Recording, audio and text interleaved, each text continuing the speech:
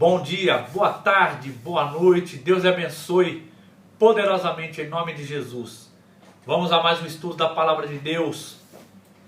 Hoje, entrando no capítulo 1 de Gênesis, versículo 1 ao 3, os 3 primeiros versículos da Bíblia, aqueles versículos que dão abertura a toda a Escritura, então terá ênfases, detalhes, revelações da parte do Espírito profundas aqui para o nosso crescimento.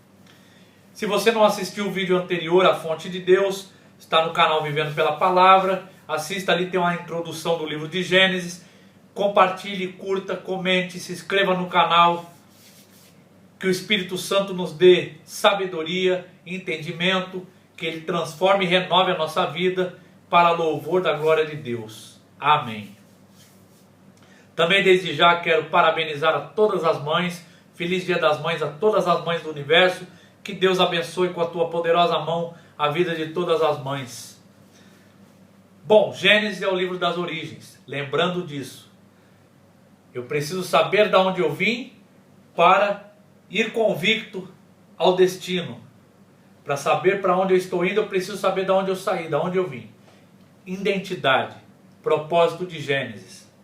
Outra coisa importante do livro de Gênesis é: não se lê, não se prega, não se ensina Gênesis correndo. É um livro detalhado, é um livro que nós precisamos expor, trabalhar e prestar atenção minuciosamente nos detalhes, porque o propósito aqui não é lhe dar informação. Informação você pega na internet. O propósito aqui é lhe dar revelação. Revelação vem do alto. O propósito aqui não é matar tua curiosidade. O propósito aqui é transformar a tua vida. É Deus impactar a tua vida, dar sabor à tua vida, quebrar as barreiras, os limites da tua mente e fazer você prosperar, andar, você ter vigor nessa jornada chamada vida. Esse é o propósito do livro de Gênesis. Então, como? Para quê? Lembrando que cada vez que nós se conectamos com o verdadeiro, cada vez que nós aprendemos, cada vez que nós tenhamos mais conscientização do verdadeiro, do original, mais a gente sabe se desviar, mais a gente sabe discernir o falso, o negativo. Nós sabemos discernir o bem e o mal, o certo e errado, o justo e o injusto. Esse é o propósito. Eu não conheço o falso estudando o falso. Eu conheço o falso cada vez mais me convicto do verdadeiro, do original. Esse é o propósito desse estudo aqui para a tua vida e para a minha vida. Bom, lembrando que Gênesis fala de 4 eventos e 4 famílias. 4 eventos globais, do capítulo 1 ao 11, de mera importância. O primeiro evento, a criação dos céus e da terra. Segundo evento, a entrada do pecado no mundo, a maior tragédia na raça humana. Capítulo 3 de Gênesis. Capítulo 6 em diante, o dilúvio.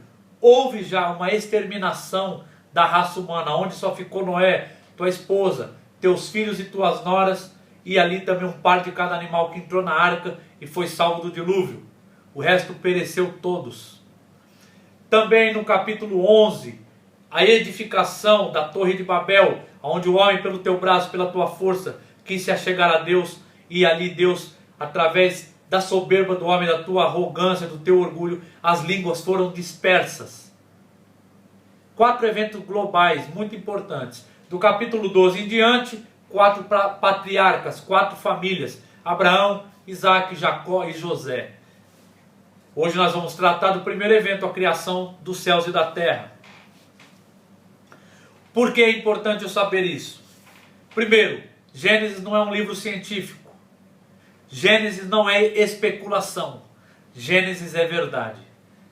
Números capítulo 23, versículo 19, vai dizer que Deus não é homem para que minta, e nem filho do homem para que se arrependa. Então nós estamos estudando a verdade. Lembra de pegar o papel, a caneta, anotar e a Bíblia para acompanharmos juntos. O pecado, ele não tirou a identidade de Deus do homem, mas ele obscureceu. Então o nosso trabalho é o quê? Cada vez mais se achegar à verdade, para essa capa que o pecado colocou na nossa vida seja descoberta, seja tirada. E quanto mais ela for tirada, mais nós veremos a luz e mais nós andaremos firmes, independente das circunstâncias que estão ao nosso redor. Os filósofos, estudiosos, psicólogos, tratam a programação humana em 4 ferramentas. Pensamentos geram sentimentos, que geram ações, que geram resultados.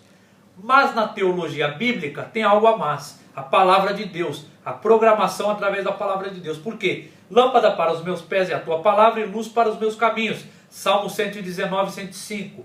O bem-aventurado, ele medita na lei do Senhor dia e noite. Então, aqui entra mais uma ênfase. A palavra de Deus gera meus pensamentos, que geram minhas ações, que geram os meus resultados. A palavra de Deus gera os meus pensamentos, que geram os meus sentimentos, que geram as minhas ações, que geram os meus resultados. Isso significa que os resultados na minha vida é conforme a vontade de Deus. Por quê? Porque eu medito na palavra de Deus. Ela é a fonte do meu pensamento, ela é a fonte do meu sentimento, ela é a fonte das minhas ações e ela é a consequência dos resultados que vêm para a minha vida. Essa é a programação importantíssima para o nosso crescimento espiritual, físico, mental e emocional também.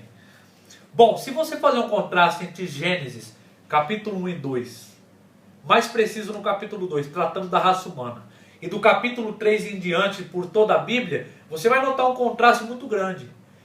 Como era no capítulo 2 o relacionamento de Deus para com o homem, como era a vida do homem, como era o casamento no capítulo 2 de Gênesis, e como passou tudo isso a acontecer do capítulo 3 em diante.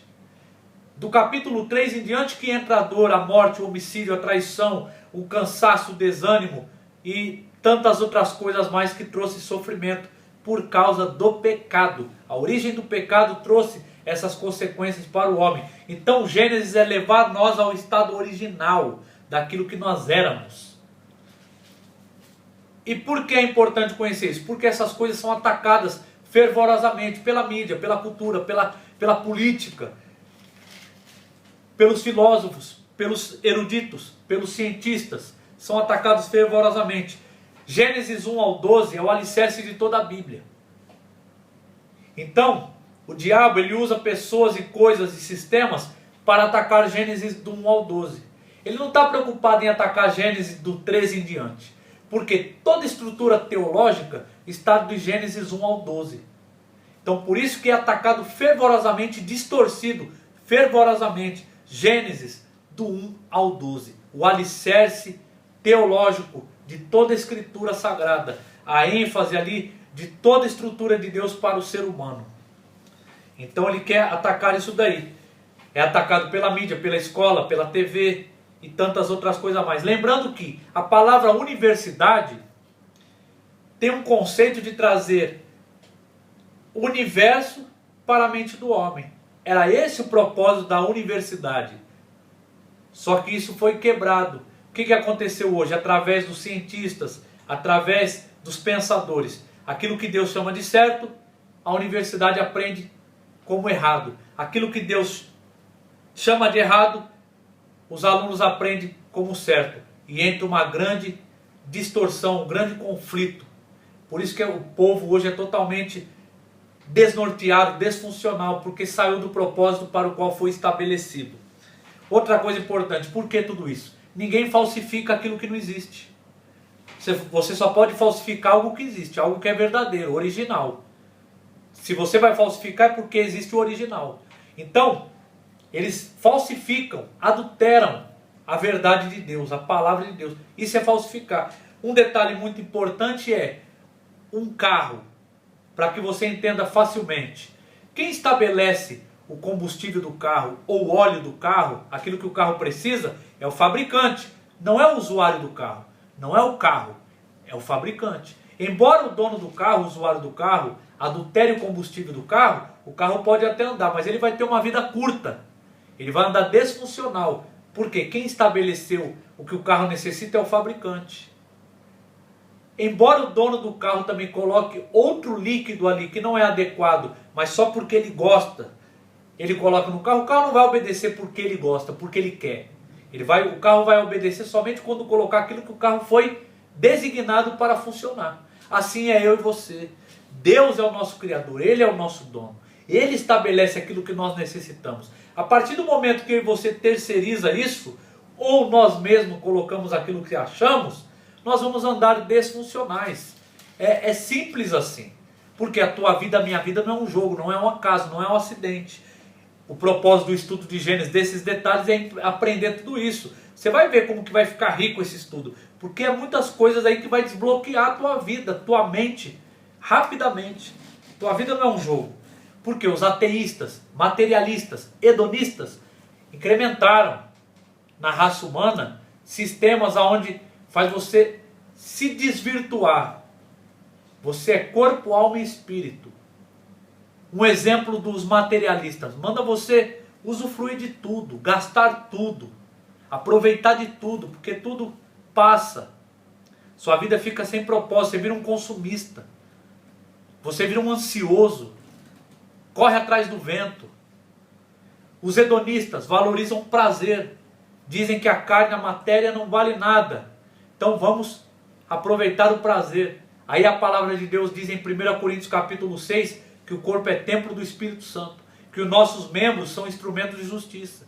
Totalmente contraditório com os princípios de Deus, aquilo que o mundo coloca. Então, são detalhes importantes. Olha o que a mídia faz. Deixa a vida me levar. Pragmatização. Coloca na tua mente isso. Aí você trata a tua vida como se não fosse nada. Você deixa ela se levar. E lá na frente você vai ver quanto tempo você perdeu, jogou fora, gastou com aquilo que não valia a pena. Você tem corpo, alma e espírito. Você tem uma vida física, uma vida espiritual, uma vida eterna. Você tem uma morte física, uma morte espiritual, uma morte eterna. O diabo coloca na tua mente que você só tem uma morte física e uma vida física. E é a maior mentira que ele coloca na tua mente. Então não espere chegar lá na eternidade para ver, aonde você não tem mais tempo de voltar atrás. É hoje. Você tem uma vida física, uma vida espiritual, uma vida eterna. Você tem uma morte física, uma morte espiritual e uma morte eterna. Tudo isso é importante. Por quê? Gênesis 1 ao 12 trata de tudo isso e é o mais atacado fervorosamente. Quem influencia mais? Um jogador de futebol ou um pastor? Um cantor, um ator ou um pastor? Claro que é um jogador de futebol, um ator, porque ele está na mídia. A camiseta do jogador, a foto do jogador está em todo lugar. Ele influencia mais. Agora é a maneira que ele vive. Por isso que os jovens estão aí totalmente desnorteados. Por isso que a cultura está totalmente corrompida. Porque quem influencia mais? Quem está na mídia. E quem está na mídia vive conforme os princípios de Deus? Não. As novelas desfuncionaram o casamento. Tratam o casamento como algo descartável. O que acontece nos casamentos hoje, nas famílias hoje? Quebradas, descartáveis. As pessoas não têm força para continuar casado. Por quê? Porque a mídia pragmatizou. O que é pragmatização? É fazer você agir como um robô, manipulado, automático. Você vira um ventrílogo, você vira um objeto. Você é usado pelo poder do governo, dos poderosos, daqueles que comandam. Então, Jesus disse, João 8,36, quando Ele nos liberta, nós somos verdadeiramente livres. E é isso que Ele quer fazer, nos libertar. Então a Bíblia é um manual, é um programa de Deus, de Gênesis a Apocalipse, é uma programação de Deus. O que isso significa? Que a Bíblia é a única verdade nesse mundo de mentira. Então por isso que você precisa estar firmado nesta verdade. O que acontece no mundo? Cada um faz o que é certo, cada um faz o que acha que é verdade. E aí o que acontece? Confusão. Por quê? A verdade vem de Deus. A verdade é uma só, não existe duas verdades, existe uma só. E toda vez que um filósofo, um cientista, ou um governo, ou a mídia, tenta acomodar os teus achismos, as tuas invenções, os teus prazeres nas coisas de Deus, atacam totalmente o princípio estabelecido, como eu disse anteriormente, no capítulo 1 ao 12. E dois desses princípios, a teologia toda é atacada. Principalmente duas áreas importantíssimas. A cristologia, que trata sobre Cristo, o que Ele veio fazer na terra, a tua morte, a tua ressurreição, a tua volta, e ataca a soteriologia, que é o plano da salvação.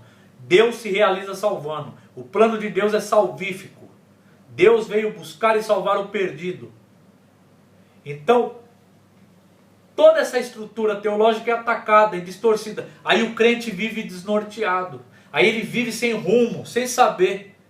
Tem crente que nem sabe que vai ser salvo, tem dúvida da salvação. Por quê? Porque o sistema atacou e ele terceirizou a fé dele para os lados, não andou reto. O apóstolo Paulo mesmo, em Romanos capítulo 5, versículo 12 ao versículo 21, ele faz um contraste entre Adão e Cristo, provando que Gênesis é real. O próprio Jesus citava Gênesis. Gênesis é citado em toda a Bíblia. O apóstolo Paulo, em 1 Coríntios capítulo 15, versículo 14 e 19, ele diz assim, no versículo 14 ele diz, se Cristo não ressuscitou, é vã a nossa pregação e é vã a nossa fé. No versículo 19 ele diz, se a nossa esperança em Cristo condiz somente a esta vida aqui humana, na terra, somos o mais infeliz de todos os homens. Quer dizer, eu preciso crer no eterno, crer no que passa daqui. E mais à frente nós vamos entrar em detalhes importantes sobre isso, mas isso é importante eu enfatizar aqui agora. Por quê? Porque nós temos dificuldade de crer, de andar na fé. Por que nós temos dificuldade? Por causa dos bombardeios. Qual que é esses bombardeios? Bombardeios de nações que existiram lá no passado. Um exemplo, Egito. Uma nação super antiga. O que o Egito fazia? Tinha várias ênfases da criação. Tinha várias ênfases de deuses como criador. Cada lugar tinha sua ênfase, um deus diferente.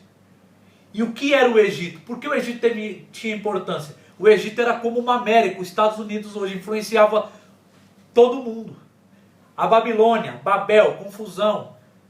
Babel foi o primeiro reino de Nimrod. Nimrod veio da geração de Cã, filho de Cuxi, que foi amaldiçoado ali pelo teu pai Noé, porque descobriram a tua nudez, escarneceu da nudez do teu pai, foi amaldiçoado. Então veio distorcendo ali todos os princípios de Deus. Nimrod, o princípio do reino dele foi Babel. Depois ele edificou Nínive, lá na Síria, povo inimigo de Deus. A Babilônia teve uma grande influência. A Babilônia e o Egito eram tidos como a América no dia de hoje. Então pragmatizava o povo com as suas crenças, suas lendas, as suas mentiras, as suas distorções, e assim a humanidade veio crescendo. Todo aquele que não andava pela fé de Abraão, que não andava pelos princípios de Deus, andava com essas distorções levando adiante. E o mundo ia cada vez mais desfuncional, crescendo e passando adiante, isso de geração a geração. Outra coisa importante, por que nós temos dificuldade? O número 2 da dificuldade. É mais fácil você crer em quem? Num pensador, num filósofo, num erudito, num cientista, ou numa empregada doméstica, ou numa senhora que prega o evangelho para você. Nós somos seres humanos, nós somos carnais, nós somos palpáveis. Nós olhamos para a aparência e Deus olha para o coração. E é onde nós se complicamos. Por quê? Você olha para um pensador e dá mais crédito para ele do que talvez se uma empregada doméstica pregasse o evangelho para você. Você poderia dizer, quem é essa mulher para me ensinar? Quem é essa pessoa para falar de Deus para mim? Quem é essa pessoa para ensinar a maneira que eu vivo? A gente faz essa distinção. Só que na Bíblia, se você olhar João Batista, principalmente ali em Mateus capítulo 3, ali, quando ele está batizando no Rio Jordão, ele está no Rio Jordão. Ele está no deserto. Ele está com veste de pelos de camelo, comendo gafanhoto e mel do mato. Ele não está num palácio com vestes talares. Aí entra o detalhe. E eu vou mais além, eu vou na Bíblia. O próprio Jesus, como Jesus veio simples, humilde, não tinha onde reclinar a cabeça. Por que isso? Olha o que diz em 1 Coríntios, capítulo 1, versículo 20, primeiramente. Aonde está o sábio? Uma pergunta. Onde está o escriba, o estudioso? Onde está o inquiridor desse século? O inventor, o que cria, o que descobre? Aonde está ele? Porventura não tornou Deus louco a sabedoria do mundo? É uma pergunta também. Visto como na sabedoria de Deus o mundo não o conheceu por sua própria sabedoria, aprove a Deus salvar os que creem pela loucura da pregação. E olha o que ele diz no versículo 26. Irmãos, reparai, pois na vossa vocação, visto que não foram chamados muitos sábios segundo a carne, nem muitos poderosos, nem muitos de nobre nascimento. Pelo contrário, Deus escolheu as coisas loucas do mundo para envergonhar os sábios, e escolheu as coisas fracas do mundo para envergonhar as fortes. Deus escolheu as coisas humildes do mundo, as desprezadas, aquelas que não são, para reduzir a nada as que são, a fim de que ninguém se vanglorie na presença de Deus. Olha como a sabedoria de Deus é totalmente contraditória. Jesus disse: aquele que quer ser o primeiro, que seja o último. Aquele que quer ser o primeiro, que sirva, não seja servido. Totalmente oposto à liderança do mundo. Então isso vai ajudar você a crer mais, vai ajudar você a perceber os sinais. E o que é que essa falta de visão faz no mundo? O que é que ela fez com a humanidade? Criou uma humanidade de coração gelado, uma humanidade que não adora, uma humanidade que não contempla a vida, não contempla a criação, não aprecia mais. As pessoas hoje murmuram, reclamam, os jovens hoje murmuram, reclamam, não aproveitam, não vivem. Eles existem, mas não vivem. Então todo esse ensino errado que passaram para as gerações transformou o povo numa humanidade de coração gelado. Não contempla mais a glória de Deus, não adoram a Deus, não servem a Deus, não obedecem a Deus.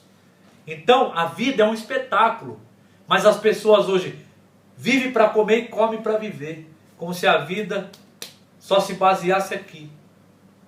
Então a vida é um espetáculo. Ah, mas eu passei por isso, por aquilo. A vida é um espetáculo. Se você aprender a ver a vida com a visão teocêntrica, visão centrada em Deus, você vai ver. Os apóstolos sabiam disso. Os apóstolos, como eu sempre enfatizo, eles não tinham internet, não tinham telefone, não tinham carro, não tinham celular. Ao contrário, eles tinham perseguição, eles tinham opressões, eles eram mortos. Eles eram perseguidos tanto pelo Império Romano, como pela cúpula religiosa ali de Israel também. E eles adoravam, eles glorificavam. Nada parava eles.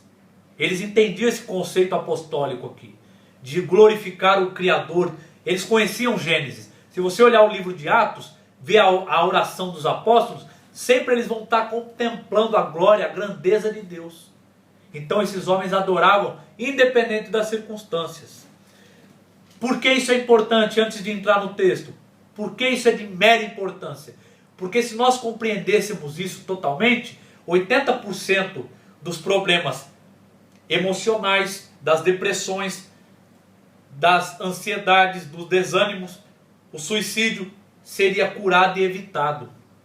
Tudo isso seria curado e evitado se nós compreendêssemos isso. Por quê? Porque essa sabedoria, esse ensino, não é para mudar o mundo, é para mudar você. Quando você muda, o mundo muda. Você não vai mudar o mundo, você não vai mudar as pessoas, você vai mudar você. Deus tem que mudar você. Quando você muda, o mundo muda. Então é a visão, conforme você enxerga. E detalhes mais importantes ainda, é tirar você da escravidão. Quem escreveu Gênesis? Moisés. Quem foi o primeiro povo a ouvir Gênesis? Os hebreus, que saíram da onde? Do Egito. Quem era o Egito? Nação influenciadora. Esses homens eram o quê? Incultos, iletrados, escravos. Todos pragmatizados com a cultura do Egito. Vários deuses. Por que Moisés usa trocadilhos, nomes diferentes de Deus ali? Enfatiza detalhes. Por quê? Para colocar na mente daquele povo quem Deus é. O Deus que eles estavam adorando e servindo. O Deus que libertou eles da escravidão. Para eles compreender. Por quê? Porque eles eram escravos. Muitos saíram do Egito, mas o Egito não saiu deles. Então isso serve para mim e para você hoje. Somos pragmatizados com a cultura do mundo. Somos pragmatizados com o sistema. Então muitos de nós fomos libertos por Deus, mas nós estamos presos ainda. Não nos libertamos totalmente. Carregamos fardo que não são nossos. Carregamos responsabilidade que não são nossas. Carregamos pesos do passado. Você não vai mudar o passado. Você vai mudar o presente. E aí você vai ter um futuro diferente. Mas muita gente está presa com a âncora encravada na mente lá no passado. Você não vai mudar o passado. Deus quer estabelecer isso para você. Você vai mudar o presente. Então esse povo hebreu aqui foi liberto. Moisés não, ele era letrado. Ele era culto. Ele ficou ali no palácio mais ou menos 40 anos. Ele foi educado com a cultura do Egito. Ele também foi educado pela tua mãe Joquebede. Ela o amamentou. Então ele aprendeu sobre o povo dele, mas também aprendeu a cultura do Egito.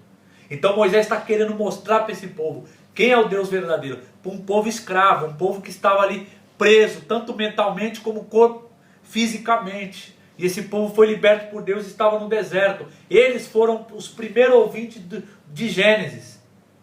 Então, por que isso é importante? Porque Gênesis é para providenciar uma fonte segura, convicta, de quem Deus é, de quem nós somos, do que o mundo é, de qual é o relacionamento de Deus para conosco.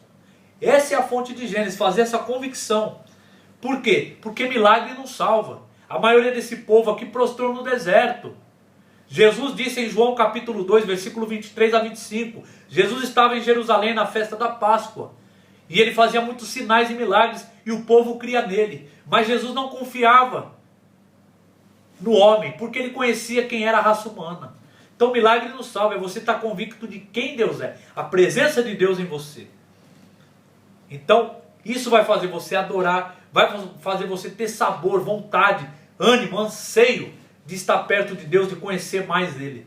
Isso vai mudar totalmente a tua vida. Por isso Moisés usa no livro de Gênesis estrutura diferente, nomes diferentes, ênfase diferentes, trocadilhos no hebraico. Ele vai usar muitas diferenças no nome de Deus. No capítulo 1 é Deus, Deus criou o mundo, Deus criou os céus e a terra. No capítulo 2, Senhor Deus. Tem um porquê, vou chegar lá na frente. Tem um porquê ele usa esses trocadilhos aqui. Tem porquê ele usa muito nome hebraico aqui. Tem porquê ele enfatiza detalhes importantes aqui. Ele está querendo deixar claro. Outra coisa importante que eu e você precisamos entender é que toda a Escritura foi inspirada por Deus. Ela é útil para ensino, correção, repreensão e educação na justiça, a fim de que todo homem de Deus seja perfeitamente habilitado para toda boa obra. 2 Timóteo 3, 16 e 17. Segunda epístola do apóstolo Pedro, capítulo 1, versículo 20 e 21, vai dizer assim: sabendo primeiramente isto, nenhuma profecia das Escrituras provém de particular elucidação. Nunca jamais houve profecia da parte humana. Antes, homens santos, separados, falaram da parte de Deus, movidos pelo Espírito Santo. Então o Espírito Santo inspirou toda a Bíblia, toda a Escritura, mas ele não ditou toda a Bíblia, ele inspirou. Então ali tem a ênfase da escrita dos homens.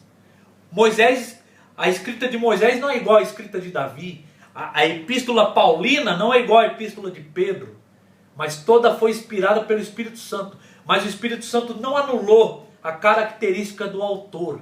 Ele inspirou, mas ele não anulou. Por isso que cada livro da Bíblia precisa compreender qual é a característica, o que o autor está querendo dizer. Isso é detalhe importante para que você cresça no conhecimento da verdade de Deus.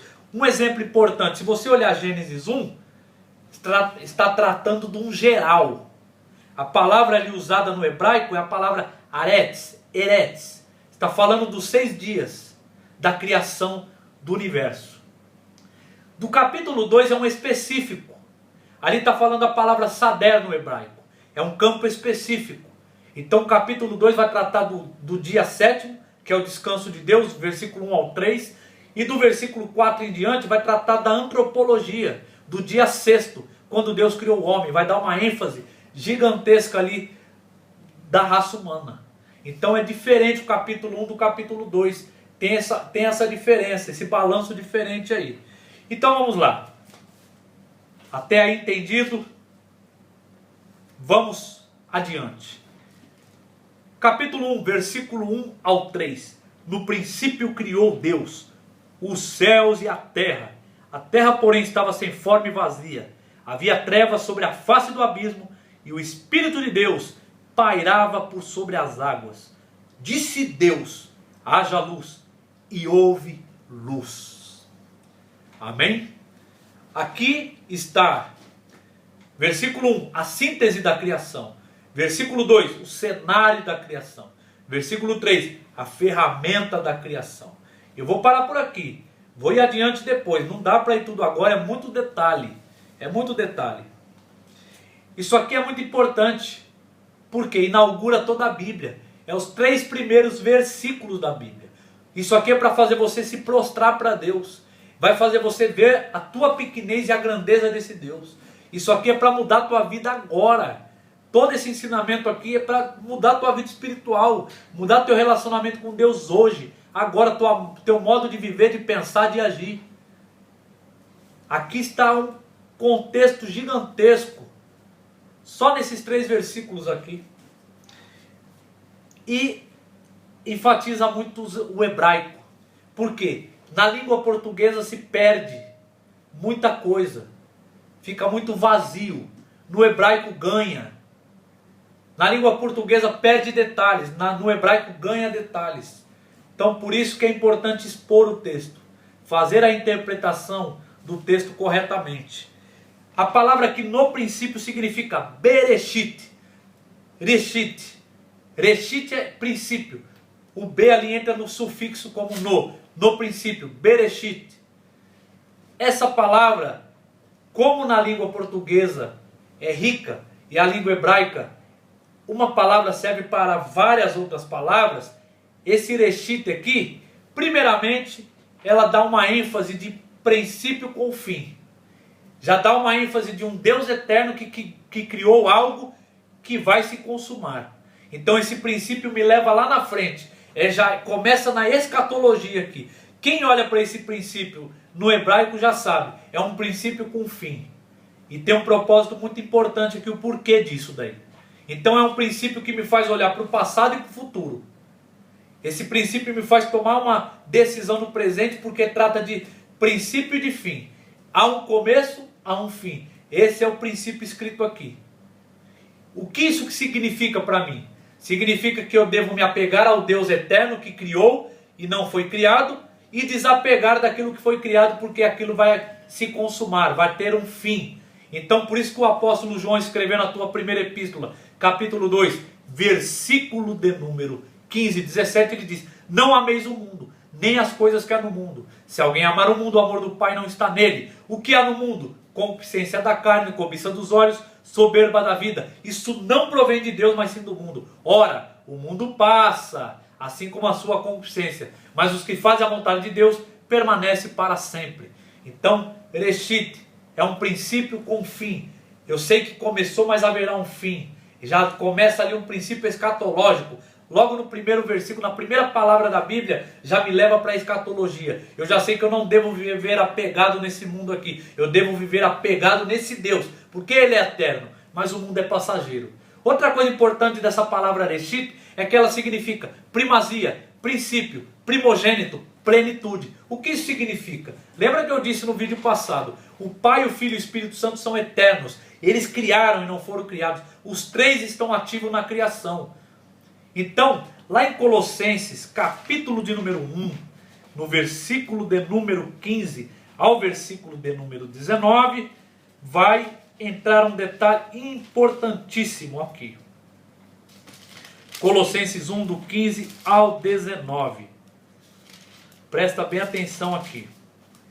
Falando de Jesus como pleno, como Criador. Esta é a imagem do Deus invisível, o primogênito de toda a criação, pois nele foram criadas todas as coisas, nos céus, sobre a terra, as visíveis, as invisíveis, sejam tronos, sejam soberanias, quer principado, quer potestades. Tudo foi criado por meio dele e para ele. Ele é antes de todas as coisas, nele tudo subsiste. Ele é a cabeça do corpo da igreja, ele é o princípio, o primogênito de entre os mortos, para em todas as coisas terá primazia. Por quê? Aprove a Deus que nele residisse toda a plenitude. Todas as palavras que entram ali conectadas com esse Reshit, toda palavra que significa Reshit, a maioria delas se conecta com Jesus, porque Jesus estava ativo, criando, fazendo. Por isso que o apóstolo João, no teu evangelho, capítulo 1, versículo 1 ao 3, ele começa com a mesma ênfase, com a mesma palavra, Bereshit, quando ele diz assim: no princípio era o verbo, e o verbo estava com Deus, e o verbo era Deus. Ele estava no princípio com Deus. Todas as coisas foram feitas por intermédio dele. Sem ele, nada do que foi feito se fez. Então Jesus é o Criador e não a criatura. Por que é importante isso? Porque muitas pessoas não compreendem a vinda de Jesus aqui na terra.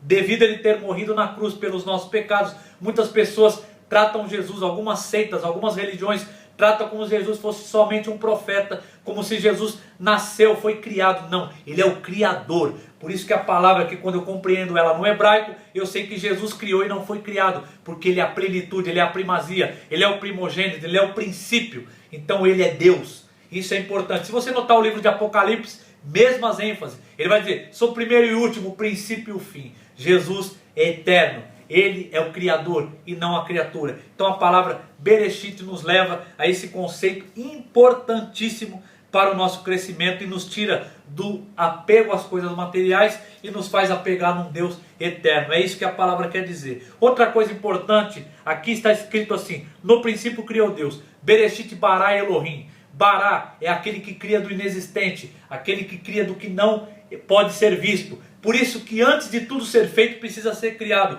E só Deus tem essa capacidade de criar do inexistente. Por isso que Hebreus capítulo 11, versículo 3 vai dizer, pela fé entendemos que Deus criou o universo pela tua palavra. E as coisas visíveis vieram das que não aparecem. Bará, só Ele. Tudo que foi feito antes precisa ser criado e só Deus é o Criador. Então é outra ênfase importante que nós precisamos entender para reverenciar esse Deus imutável, esse Deus eterno. Outra coisa importante aqui, antes de entrar no nome de Deus, eu quero dizer uma coisa. O que Moisés estava querendo dizer para o povo? Que esse Deus eterno, esse Deus poderoso, esse Deus criador, esse Deus que tem todo o domínio sobre as coisas materiais, porque aqui vem um princípio da matéria, do mundo físico, do mundo cronológico, está começando agora aqui. Então ele está dizendo que esse Deus transcendente, esse Deus infinito, está dando, além de estar criando, ele é um Deus relacional, ele dá conexão dele para com o humano, embora o humano seja limitado pelo espaço, pelo tempo, esse humano seja limitado, tem conexão e contato com esse Deus ilimitado. É um Deus ilimitado, um Deus que não tem limites, fazendo-se relacional com o ser humano que tem limites. Isso é profundo para eu e você compreender. Por isso que está ali, Bereshit bara Elohim. Outra coisa importante aqui de entender é o nome Elohim. É o nome usado aqui para Deus. No princípio criou Deus, Bereshit bara Elohim. Por que ele usa esse nome Elohim? O nome Eloá é Deus. In é o S, como se fosse no plural. Então quando eu quero atribuir grandeza a alguém, eu não coloco o ão, eu coloco o in no hebraico. Então Moisés está deixando claro que esse Deus que transcende o mundo físico, esse Deus soberano, ele é único, ele é majestoso, ele é infinito, ele é imutável, ele é autoexistente. Porque lembrando que no Egito havia vários deuses, inclusive o sol era um dos deuses do Egito, onde eles reverenciavam o sol como criador. E é importante notar que a penúltima praga no Egito foi o quê? Trevas sobre a terra por 3 dias, onde eles não enxergavam nem um pau na frente do rosto, não podiam nem se levantar, mostrando a soberania de Deus sobre a criação. Então o Egito tinha muito essa cultura e aquele povo estava saindo da onde? Do Egito, escravos no Egito. Então Moisés está deixando claro, esse Deus aqui criador, esse eterno Deus aqui, o Elohim, esse S no final aqui desse plural, é um Deus cheio de majestade, um Deus transcendente, um Deus vivo, um Deus inalcançável. É isso que Moisés está querendo deixar claro. Isso para os nossos dias de hoje também é importante. Somos bombardeados por cultura, por paganismo, por vários deuses aí que criam e recebem glória, sendo que somente esse Deus Elohim, só esse Deus eterno é que merece toda a honra, glória e louvor. É um Deus imenso, esse majestoso Elohim é imenso. Só que isso na língua portuguesa se perde. Isso na língua portuguesa passa desapercebido. Então é importante notar essa grandeza de Deus. O que isso faz comigo e com você? Faz a gente se sentir minúsculo diante de um Deus tão grande. Faz a gente se sentir protegido diante de um Deus tão poderoso. E lá na frente, antes de terminar a pregação, vou dar um detalhe, uma lição para você fazer que vai mudar a tua vida. Agora outra coisa importante aqui, como estava o cenário? Falamos da síntese, agora o cenário. Versículo 2. A terra, porém, estava sem forma e vazia, e havia trevas sobre a face do abismo. E o Espírito de Deus pairava por sobre as águas. Olha o Espírito Santo ativo na criação. Aleluia, olha que vivo. Como estava o cenário? Estava um caos, sem vida, inabitável, sem forma, vazio. algo triste, algo tenebroso. É a mesma linguagem que Jeremias usa no capítulo 4, versículo 23, quando ele está tratando ali do julgamento para a nação de Judá. Ele diz: vi a terra, ei-la que estava sem forma e vazia. Olhei para o céu e não vi a luz. É a mesma linguagem que ele está usando lá na frente, é essa mesma linguagem. Quer dizer, a visão aqui é sem forma, vazia, é escuro, é triste, é tenebroso, é inabitável, é sem forma. Mas o Espírito de Deus pairava sobre as águas. O Espírito está aqui numa forma como se fosse uma águia, pairando para dar vida, para dar cor, para dar forma. Então aqui entra o estudo da pneumatologia, o estudo sobre o Espírito Santo. Muitas pessoas querem conhecer o Espírito Santo, vai lá no Novo Testamento. O Espírito Santo está aqui, no segundo versículo da Bíblia. Olha a riqueza, olha a importância. Então ele está ativo. Como? Trazendo vida, trazendo cor, trazendo forma ao que não tem forma, trazendo luz ao que não tem luz, trazendo cor ao que não tem cor, preenchendo o que está vazio. Ali estava um caos, e o Espírito Santo paira para poder dar forma. Então o Espírito Santo, ele constrói, ele não destrói. Se você tem o Espírito Santo, você está trazendo ordem para o caos ou fazendo o caos onde tem ordem?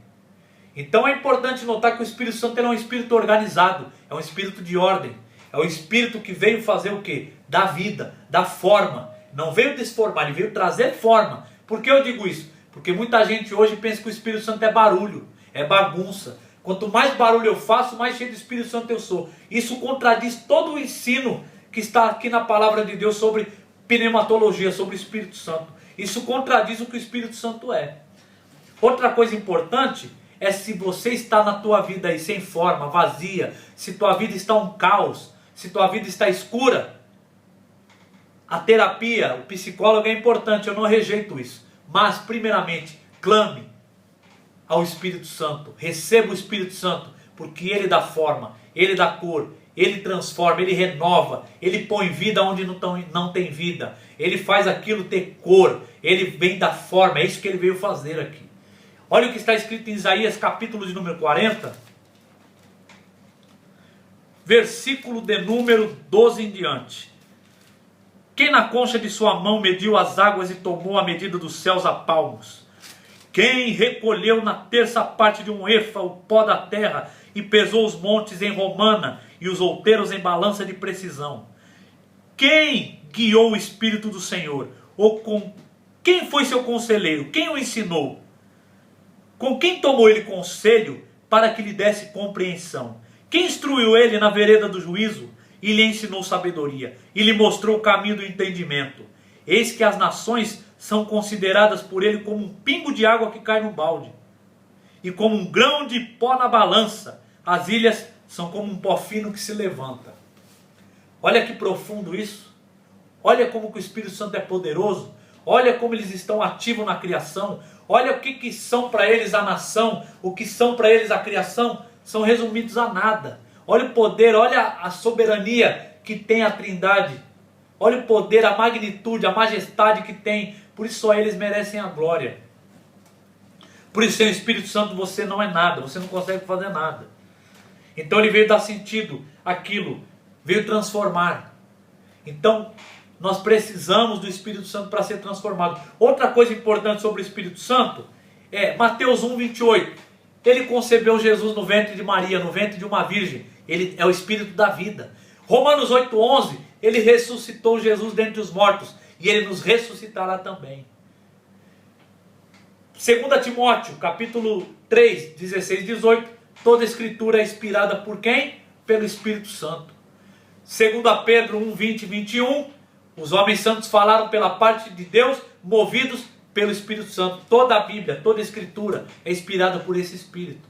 Atos capítulo 1, versículo 8. Antes de Jesus ascender ao céu, Jesus disse: recebereis poder do alto e sereis minhas testemunhas em Jerusalém, Judéia, Samaria e nos confins da terra. Quer dizer, o Espírito Santo ele habilita, o Espírito Santo ele dá vida, o Espírito Santo ele renova. Olha quem eram os apóstolos no Evangelho e olha os apóstolos, os mesmos apóstolos ali no livro de Atos. Olha o que o Espírito Santo fez na vida desses homens. Então o Espírito Santo é de muita importância estudar, conhecer, aprender sobre ele. E ele está aqui logo no começo das Escrituras. Ele está aqui como Criador e não como criatura. Então ele merece reverência e respeito, assim como Deus, assim como Jesus. Amém?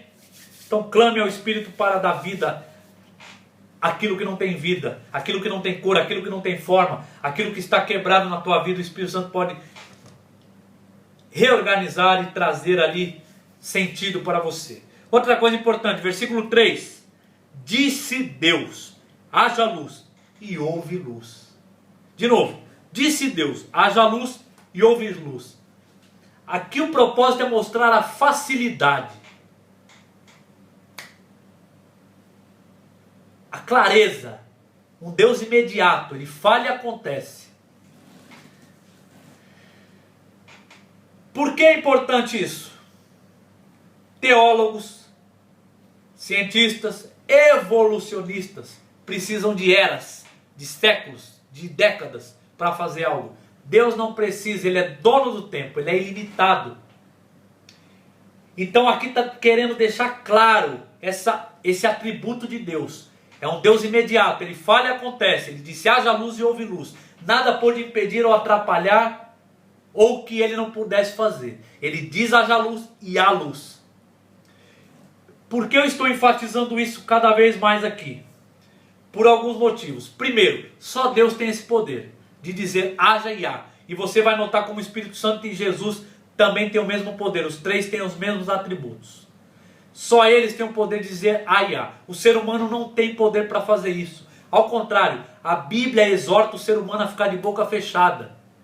Se você notar ali, capítulo 1 de Tiago, versículo 19, sejam prontos para ouvir, tardios para falar, tardios para se irar. Se você olhar Provérbios, no muito falar há transgressão. Se você olhar o próprio capítulo 3 de Tiago, está exortando quase o capítulo todo ali, a metade do capítulo ao quê? A dominar a língua, a boca. Então o homem não tem poder, o homem tem que fechar a boca. Agora Deus quando fala traz vida. Por isso que ele diz em Isaías 55:11, assim será a palavra que sai da minha boca. Não voltará para mim vazia, mas fará o que me apraz e prosperará para aquilo a qual designei. Palavra de Deus tem poder. É isso que está deixando claro aqui. A palavra de Deus tem poder. Ele diz haja luz e há luz.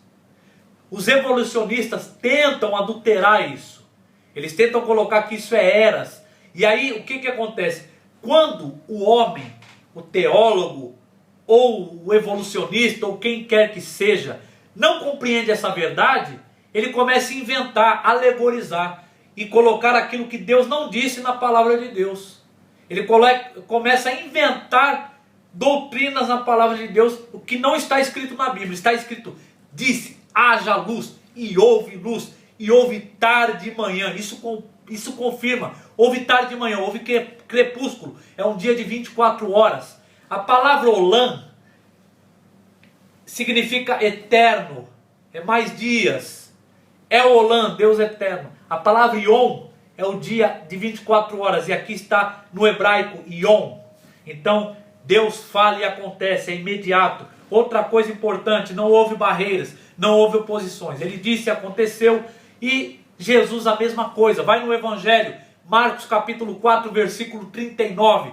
Houve uma tempestade onde os discípulos estavam no barco com Jesus. Jesus estava dormindo no travesseiro e os discípulos se apavoraram com a tempestade. Jesus disse, cala-te, acalma-te. E o mar teve que parar, o vento se acalmou na mesma hora, a tempestade calou na mesma hora. João capítulo 11, versículo 43, Lázaro está morto há 4 dias, já cheirava mal. Jesus disse, retirai a pedra. Quando retiraram a pedra do sepulcro, Jesus disse, Lázaro, sai para fora. E Lázaro saiu, é imediato. Então isso significa o quê? Te dá força, confiança. A partir do momento que Deus quer mudar a tua vida, basta Ele dizer haja, e hajará cura, libertação no teu casamento, na tua vida, na tua saúde, na tua família, na tua vida espiritual, aonde quer que seja. Se Ele dizer haverá, porque a palavra dele tem poder. Ele é um Deus ilimitado. A partir do momento que eu tento adulterar isso daqui, eu estou quebrando e cancelando o atributo ilimitado de Deus. Aqui já é para provar que é um Deus ilimitado. Ele criou o universo, ele não pode ser limitado por ele. Por isso que ele diz e acontece, haja luz e houve luz, porque ele é ilimitado. Ele não está limitado por esse tempo, por esse espaço, por essa cronologia humana. Ele é o Criador e não a criatura. Então isso precisa ficar entendido para nós. Como eu creio nisso? Pela fé. Aí você vai ver, fé está conectada à sabedoria. Provérbios 24:5 diz: o sábio é mais forte do que o homem robusto. O homem sábio é mais forte do que o robusto. Mais poder tem o sábio do que o forte. Então a sabedoria que faz eu estar convicto com isso. A sabedoria que me faz compreender isso daqui. Então é importante nós entendermos esses detalhes, para nós não andarmos desvirtuados. Houve tarde de manhã o primeiro dia. Agora presta atenção em outro detalhe para a gente concluir. Versículo 4. E viu Deus que a luz era boa, fez separação entre a luz e as trevas. Ora, primeira coisa que Deus fez, criou a luz. O que ele fez? Separou a luz das trevas. Então, treva e luz não tem comunhão nenhuma. Embora foram ali separadas no mesmo dia, não significa que tem comunhão. Ao contrário, não tem comunhão. Ou você está na luz ou você está nas trevas. Trevas é ignorância, luz é sabedoria. Então Jesus disse: eu sou a luz do mundo. Aquele que anda em mim não andará em trevas, mas terá a luz da vida. João 8,12. Então a luz resplandece contra as trevas, e as trevas não prevalecem contra a luz. Isso está em João capítulo 1, versículo 4. Então nós precisamos andar na luz. A luz é aquilo que nos dá vida, direção, visão, entendimento. Na nossa vida muitas vezes vai haver curvas que nós não vamos enxergar a próxima reta. E nós vamos precisar da luz. A palavra de Deus é luz que vai iluminar o nosso caminho. A luz que vai nos dar direção.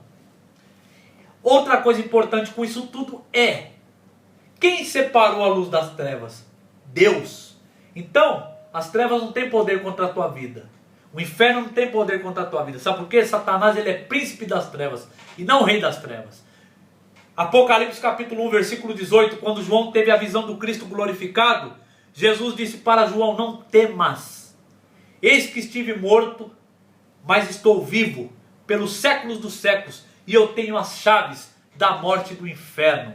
Então aquele que está em Cristo não deve temer a morte e nem o inferno, porque o inferno não prevalece, as trevas não prevalecem contra a luz. Então as trevas têm que fugir da luz. Se você é luz, porque Jesus disse que nós somos a luz do mundo também e o sal da terra, as trevas têm que fugir da onde eu e você estiver. Então esteja na luz de Cristo Jesus. Olha que lição importante. Olhem, só em 3 versículos aqui expostos aqui, eu fui um pouquinho no 4, no 5 ali. Olha quanta riqueza, olha quanta vida, olha quanta transformação para a tua vida pode vir através dessa palavra. Então vamos concluir para não esticar muito. Na semana que vem tem mais. O que você precisa compreender de tudo isso? Um Deus eterno, imutável, haja e há. O Espírito Santo veio da vida, da cor. O Espírito Santo é um Deus de ordem, organização. Você veio aprender sobre o princípio. Esse princípio tem um fim. Não se apega a coisas materiais, se apega a esse Deus poderoso e soberano. Outro detalhe importante: ou esta verdade te liberta e te mantém longe do pecado, ou o pecado te escraviza e te mantém longe dessa verdade. Lembra da pragmatização, lembra das culturas, lembra das mentiras dos cientistas. Houve um cientista, na verdade, o nome dele era Enes Rickel. Ele fez uma comparação entre 2 embriões, de animal e de ser humano. E ele colocou esses 2 embriões como parecidos, quase iguais. Só que depois descobriram que era mentira, ele adulterou. Lembra que eu falei do adultério? Ele adulterou as fotos. Só que esse homem, esse cientista, publicou muitos livros. E os livros dele continuam até hoje nas universidades. Então olha como que distorce a verdade com a mentira. Então você precisa estar firme na palavra de Deus. Olha como que... Eu não vou entrar em detalhes sobre isso hoje, mas a sabedoria não tem nada a ver com o conhecimento, não tem nada a ver com inteligência. Tem muito homem inteligente, conhecedor, que não é sábio. Sabedoria é algo transcendente, é algo do alto, não é algo da terra.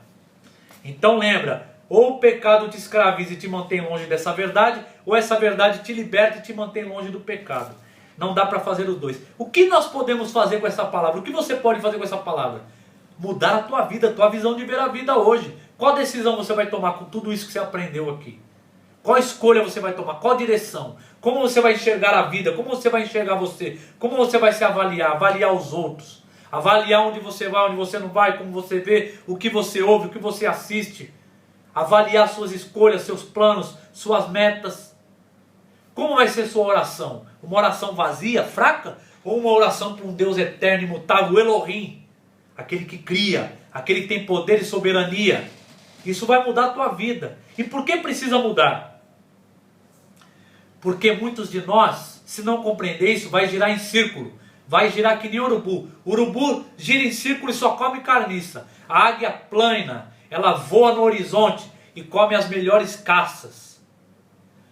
E por que isso é importante? Mais ainda, porque o povo do Egito, o povo hebreu que saiu do Egito, que ouviu a Gênesis a primeira vez ali, os primeiros ouvintes de Gênesis, a maioria deles não compreenderam isso e ficaram no deserto 40 anos, numa viagem que era de dias. Eles tinham a terra prometida para chegar ali, onde manava leite e mel, e eles ficaram por causa da murmuração, da idolatria, das contendas. Eles ficaram girando em torno de 40 dias, igual uma porta giratória, se mexe e não sai do lugar. Sua vida está assim? Então você precisa se estabelecer na verdade de Deus.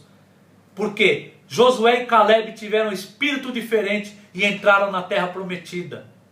A promessa não muda, a promessa é a mesma. Agora quem vai receber a promessa ou não, aí depende da responsabilidade, porque a soberania de Deus não anula a responsabilidade do homem. Então como você vai responder essa palavra aqui? Os ouvintes daqui que estavam embutidos com aquela cultura do Egito, murmuraram, se prostraram no deserto, lugar que era de passagem, onde eles deviam confiar nesse Deus maravilhoso, reverenciar esse Deus e adorar. Eles prostraram porque duvidaram da promessa e não fizeram menção daquilo que Moisés passou para eles. Hoje é a mesma coisa de você, estamos rumo à salvação, as coisas estão se consumando aqui nessa terra, está tudo se consumando, está claro. E você vai se prostrar nesse deserto ou vai chegar à terra prometida, a salvação? Está na tua mão, está na tua mão. Deus é o mesmo, Ele está aqui para salvar, Ele é poderoso, Ele não muda, Ele é o mesmo ontem, hoje e amanhã. Agora nós temos que responder a esse Deus conforme a fé, convicção. Então que Deus lhe abençoe, que Deus lhe proteja, que Deus encha a tua vida com essa palavra, ela possa transformar você e você possa ser uma pessoa totalmente diferente do que você era, para poder aproveitar e desfrutar da vida e da plenitude da glória de Deus. Amém?